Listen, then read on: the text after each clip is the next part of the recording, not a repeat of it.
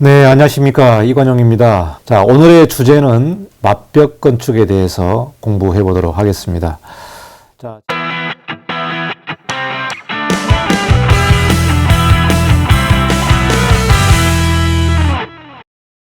맞벽 건축은 건축법 제59조에 나와 있는 내용인데요. 그 내용을 한번 살펴보면 도시 미관 등을 위하여 둘 이상의 건축물 벽을 인접대지 경계선으로부터 50cm 이내로 건축하는 경우를 말한다. 그러니까 두 개의 건축물을 지을 때 서로 간에 경계선이 있을 거 아닙니까? 그 경계선으로부터 50cm 이내로 건축하는 경우를 말한다라고 나와 있습니다.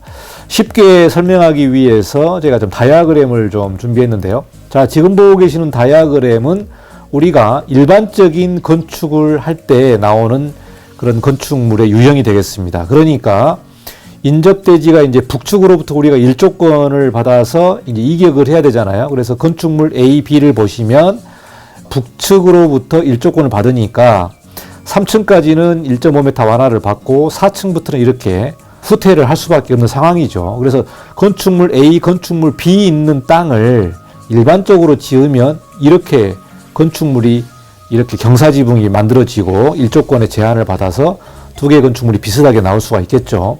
자, 그러면 이걸 맞벽을 하게 되면은 지금 보고 계시는 다이어그램처럼 건축물 A가 건축물 B 경계 쪽으로 바짝 붙고요.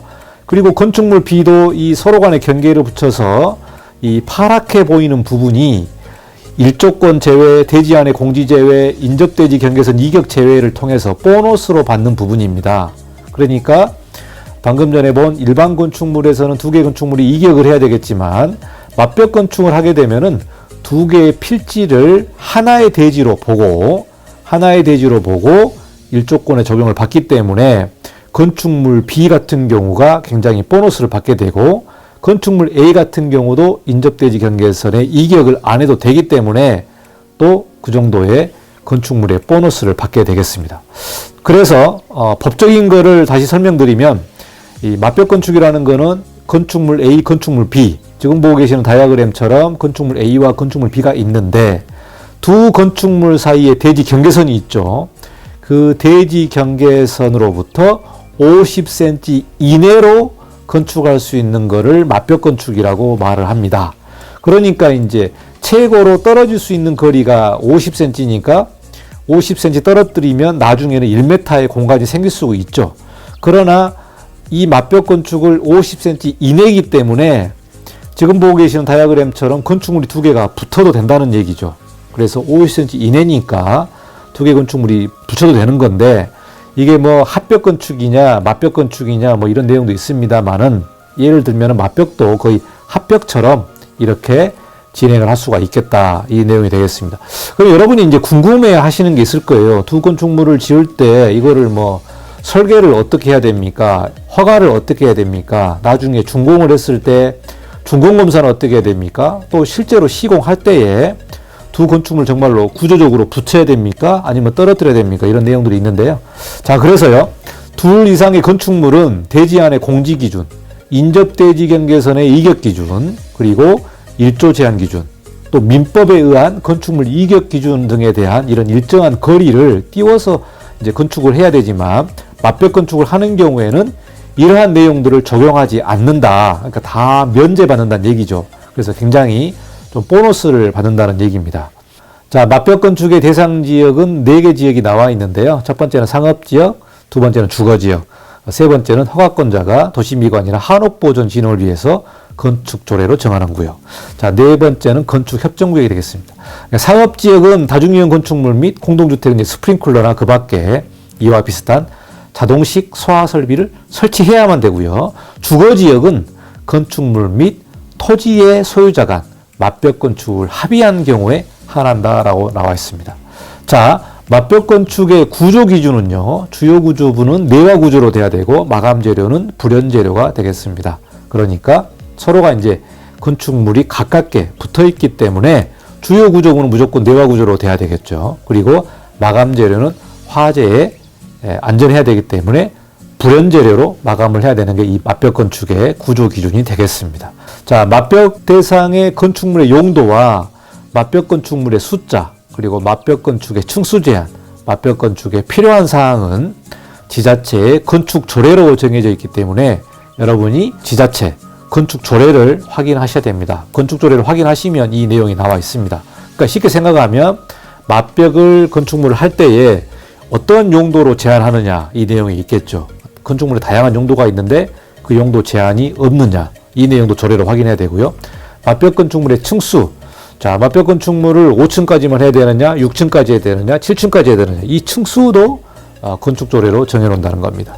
자 그리고 맞벽 건축의 숫자 같은 경우는 맞벽 건축을 1개, 2개, 3개 건축물 3개를 다 붙여서 할 수도 있잖아요. 이런 경우도 조례로 정해놓고요. 기타 필요한 사항은 건축 조례로 다 정해놓는다. 자 그래서 일단은 서울시 건축 조례를 한번 좀 살펴보도록 하겠습니다. 서울시 건축 조례는 제 31조를 보면요. 맞벽 건축을 할 수 있는 지역이 나옵니다. 여기에 지역을 보면 상업지역, 주거지역, 주거지역도 여기 나오죠. 토지의 소유자, 건축물의 소유자 간에 맞벽 건축을 합의해야 된다. 자, 세 번째는 도시미관이나 한옥보존 진흥을 위해서 건축조례로 정한 지역인데 녹지지역 외지역으로서 너비 20m 이상 도로에 접한 대지 그리고 또 시장이 지정 공고한 한옥 밀집 지역으로 나와 있습니다. 그래서 이거 주거지역에서는 가능한데 제가 건축을 한 그 지역은 바로 2종 일반 주거지역이었기 때문에 그거를 우리가 할 수 있었고요. 자, 구체적인 기준이 나와 있습니다. 자, 맞벽 건축에 대한 기준을 보면은 건축물의 용도에 별표 2호 감옥에 따른 아파트가 아닐 것. 아파트는 맞벽 건축을 할 수 없다라고 건축조례로 나와 있죠. 자, 그리고 건축물 수는 2동 이하로 할 것. 그러니까 맞벽 건축의 숫자는 2개 건물만 할 수 있다. 3개의 건물은 안 된다는 거죠. 2개의 건물만 할 수 있다는 얘기고요. 자, 그리고 건축물의 층수는 이 맞벽되는 부분의 층수가 5층 이하로 할 것. 그러니까 5층까지는 맞벽으로 할 수 있다. 자, 그러면은 6층, 7층 부분은 어떻게 됩니까? 6층, 7층 부분은 이격을 해야 되겠죠. 서울시 건축조례에 건축물의 층수가 5층 이하로 할 것이라고 나와 있기 때문에 이거를 따라야 되기 때문에요. 6층이나 7층 부분은 이격을 해야 됩니다. 법대로 해석을 해야 되기 때문에요.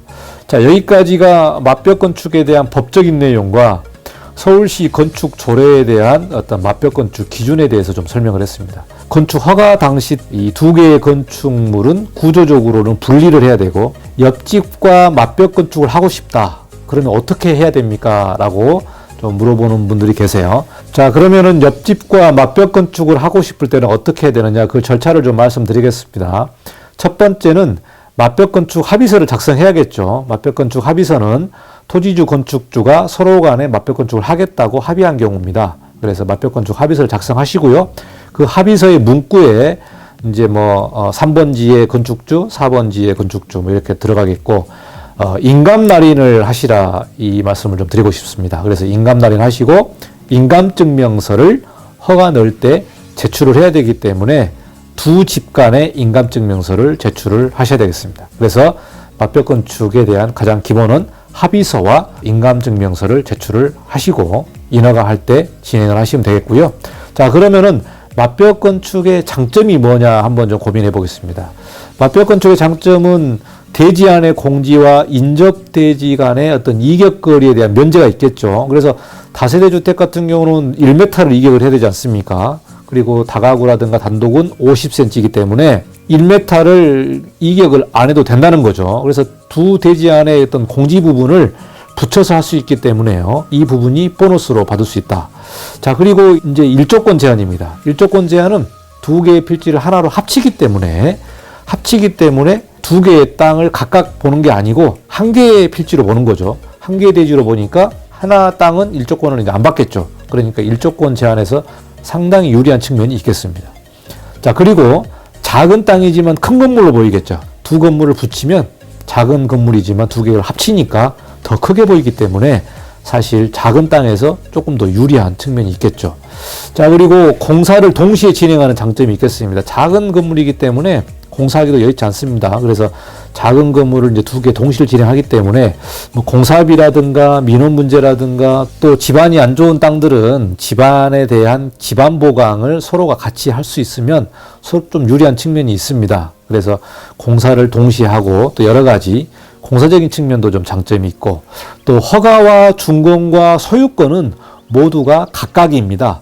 허가도 각각, 준공도 각각, 소유권도 각각, 등기도 다 각각.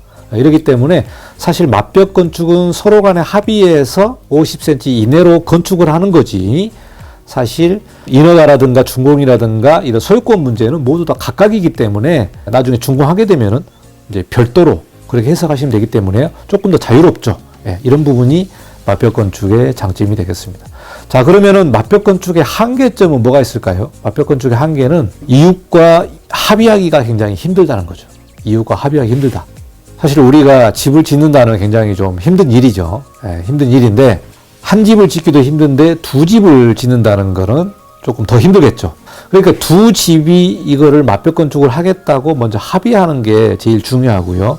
그 다음에 이제 공사라든가 뭐 이런 부분들은 서로가 이제 합의를 하시면 되니까, 또 공사비 부분 같은 경우도 각각 해결하면 됩니다. 각각 해결하면 되는데 이제 서로의 사정이 있기 때문에 이웃집하고 합의하기 힘들다라는 부분이 제일 좀 한계점이 있고, 또 두 개의 필지 중에 한 필지는 상대적으로 좀 이득이 적을 수가 있겠죠.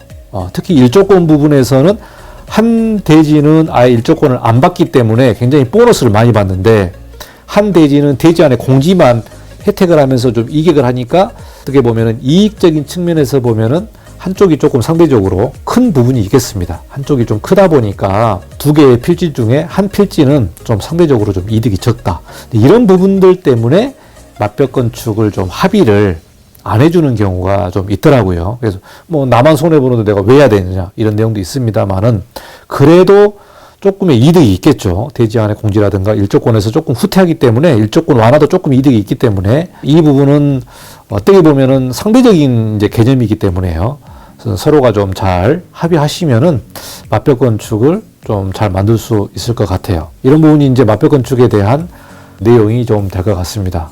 그래서 보통 이제 뭐 가족이라든가 친구라든가 또 두 분이 이렇게 땅을 같이 사서 이렇게 진행할 수도 있잖아요. 네, 그러다 보면은 이제 맞벽 건축을 좀 활용을 해서 건축물을 지을 수 있는 그러한 유리한 점이 있습니다. 자, 그리고 일조권 부분에서는 두 개의 땅을 샀는데 두 개의 땅 모두가 북쪽으로부터 바로 일조권을 받는 경우가 있겠죠. 이런 경우는 별 혜택이 없어요. 그러니까는 이제 북쪽이 약간 좀 틀어져 있다든지 두 개의 땅이 일조권을 다 받는 경우, 이런 경우에 좀 유리한 측면이 있기 때문에요. 땅을 여러분이 매입하실 때도 두 개의 그 땅이 일조권을 다 100% 받는다. 그럼 맞벽 건축 이득이 없잖아요. 그러니까 약간 북쪽이 좀 틀어져 있다든가 좀 45도 틀어져 있다든가 이런 경우에는 맞벽 건축을 하게 되면은 좀 유리한 측면이 있기 때문에 여러분이 땅을 살펴보실 때도 맞벽 건축에 유리한지를 좀 건축사랑 상담을 해보시고 여러분이 땅을 매입하는 것도 좋을 것 같습니다.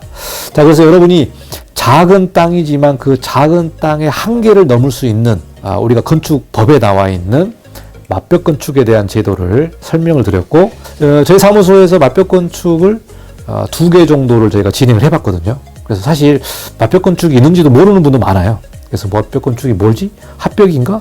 뭐 이런 제도가 있나요? 자세히 모르는 분도 많기 때문에 이 제도를 잘 활용하시면 좀 이점이 있다는 것을 여러분에게 말씀드리겠습니다. 자, 여기까지 오늘의 주제 맞벽 건축에 대해서 좀 설명을 드렸습니다. 자, 다음 시간에도 다른 영상으로 여러분과 찾아뵙겠습니다. 감사합니다. 이건용 건축사였습니다.